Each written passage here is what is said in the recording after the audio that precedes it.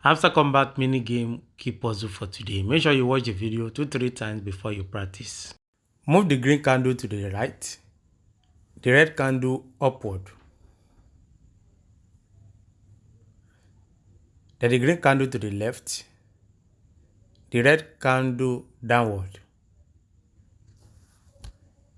the green candle to the right, the red candle downward, the key to the left, the red candle downward, the green candle to the right, the red candle upward,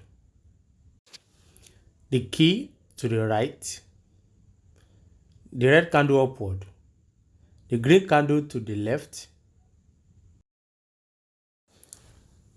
the key to the left,